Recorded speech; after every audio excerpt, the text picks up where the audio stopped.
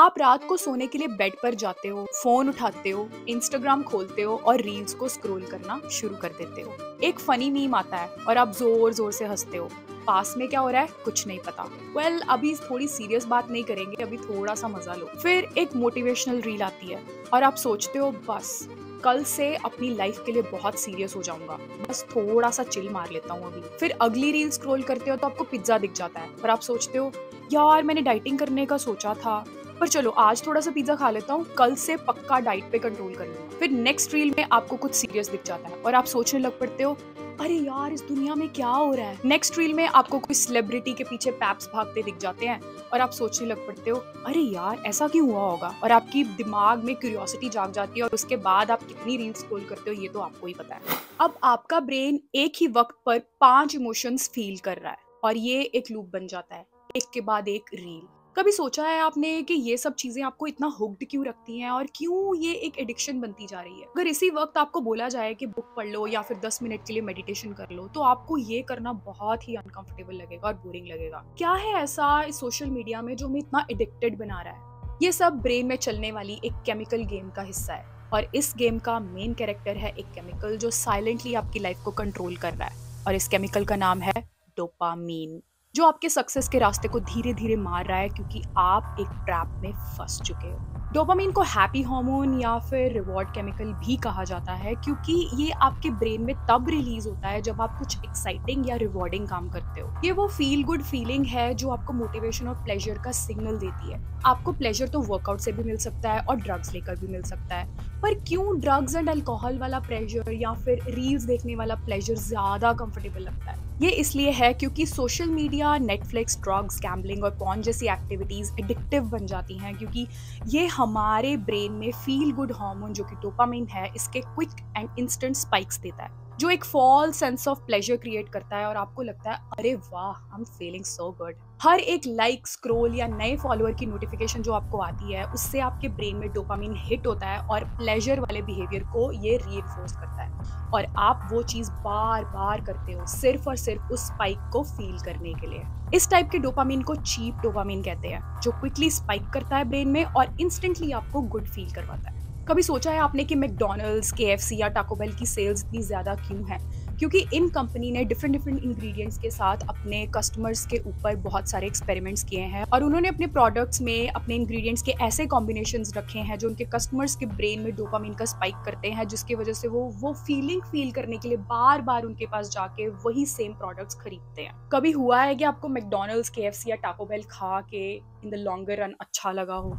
ये सब जो मैंने आपको अभी एक्सप्लेन किया है शॉर्ट टर्म में तो आपको सेटिस्फैक्शन दे सकता है, पर लॉन्ग टर्म में आपको डिससैटिस्फैक्शन और आउट ऑफ फोकस कर देगा। इसीलिए तो जब आप एक रील खोलते हो तो आधा घंटा कैसे निकल जाता है स्क्रॉल करते करते पता ही नहीं चलता, क्योंकि ब्रेन उस डोपामीन के स्पाइक को बार बार एक्सपीरियंस करना चाहता है।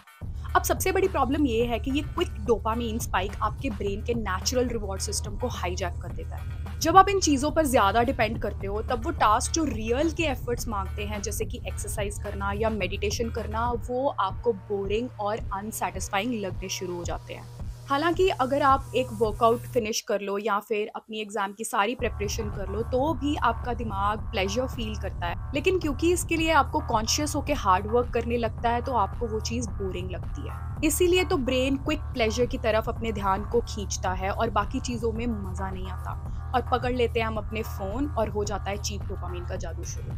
आपका ब्रेन एक बैलेंस मशीन की तरह काम करता है जिसमें एक तरफ प्लेजर होता है और दूसरी तरफ पेन होती है। जब भी आप कुछ ऐसा करते हो जो आपको अच्छा लगता है जैसे कि इंस्टाग्राम स्क्रॉल करना, शुगरी फूड्स खाना या फिर वीडियो गेम्स खेलना, तब ये बैलेंस प्लेजर साइड की तरफ थोड़ा ज्यादा टिल्ट हो जाता है। लेकिन ब्रेन हमेशा इस बैलेंस को नॉर्मल यानी कि बेसलाइन पर वापस लाना चाहता है और जब प्लेजर साइड ज्यादा टिल्ट होता है तो ब्रेन उसे कंपनसेट करने के लिए पेन साइड को एक्टिवेट करता है। इसीलिए अगर आप बहुत ज्यादा रील्स देखते हो या फिर कंटिन्यूअसली चॉकलेट खा रहे हो, मोमेंटरली तो आपको बहुत अच्छा लगता है पर कुछ टाइम के बाद वो चीज़ बोरिंग लगने लगती है या फिर आपको गिल्ट शुरू हो जाता है फील होना, जिसकी वजह से सैडनेस हो जाती है और ब्रेन बेटर फील करने के लिए कोई और इंस्टेंट ग्रेटिफिकेशन का सोर्स ढूंढना शुरू कर देता है। मे बी आप उसी टाइम फ़ोन उठाकर सोशल मीडिया स्क्रॉल करना शुरू कर देते हो।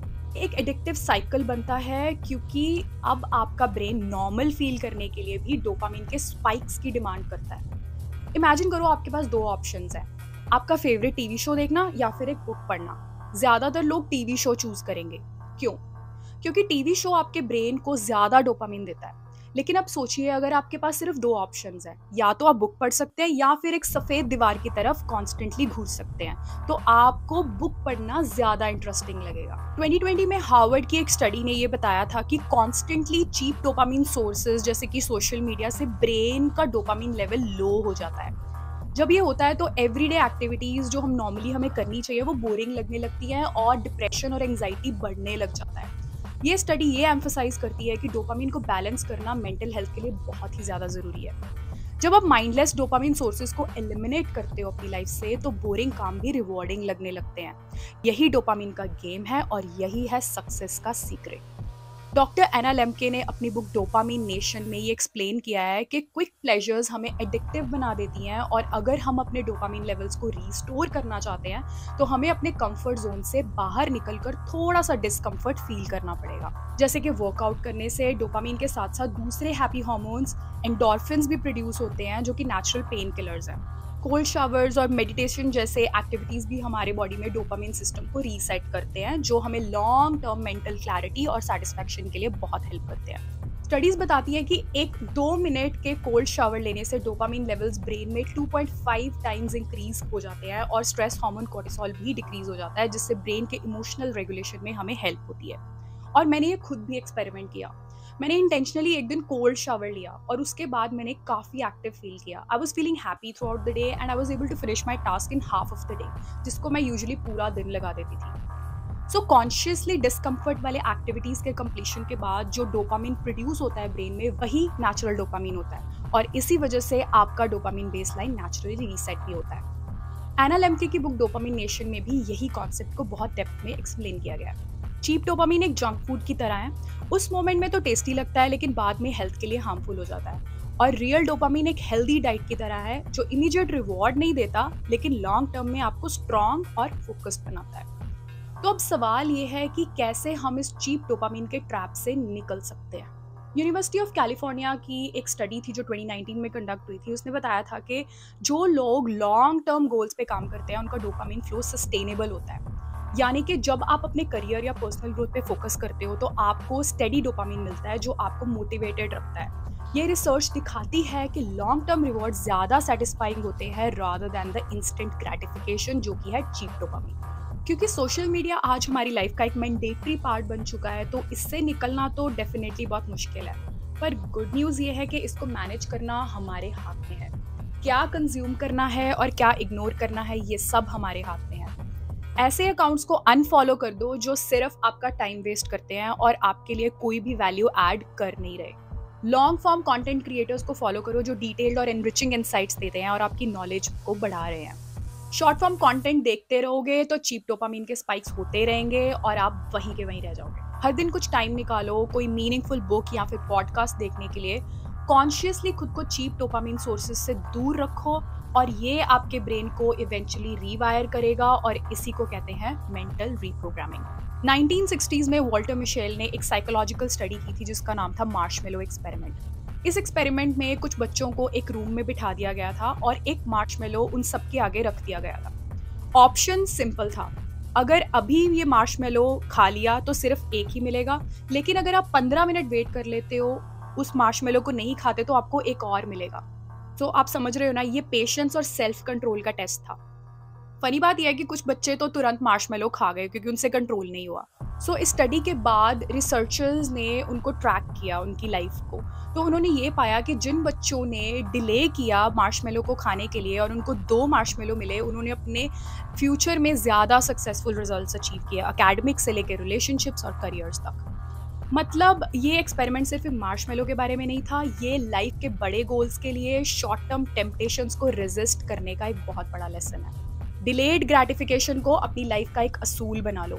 अपने छोटे गोल्स अचीव करके खुद को नेचुरली रिवॉर्ड करो। जैसे कि एक week regularly daily 1 page book का तो पढ़ना ही पढ़ना है। डेली 5 मिनट के लिए गैजेट्स को साइड रख के मेडिटेशन करनी ही करनी है। अब मेरा वीकेंड था और मैं भी इंस्टाग्राम पर टाइम वेस्ट कर सकती थी और डोपामिन के चीप स्पाइक्स लेकर चिल मार सकती थी, पर मैंने एक पूरा दिन लगाकर ये स्क्रिप्ट लिखी, रिकॉर्ड की, एडिट की एंड अपलोड कर दी। This is what is going to give me the delayed gratification feeling, जो है असली डोपामीन। अगर आप अपने ब्रेन को कॉन्शियस तरीके से प्रोडक्टिव टास्क की तरफ डाइवर्ट करोगे और ये टास्क की कंप्लीशन के बाद आपको रियल डोपामीन का जो रिवॉर्ड मिलेगा, that is going to make you feel really happy. इसी से आपके अच्छे हैबिट्स फॉर्म होंगे। डोपामीन आपका दुश्मन नहीं है, it is the driving force between success and failure. Difference सिर्फ ये है कि आप शॉर्ट टर्म ग्रेटिफिकेशन को चूज करते हो या फिर लॉन्ग टर्म रिवॉर्ड्स को। ये तो आप पर ही डिपेंड करता है। सोचो अभी कि आप अपने ब्रेन के साथ क्या कर रहे हो, कमेंट करके जरूर बताना।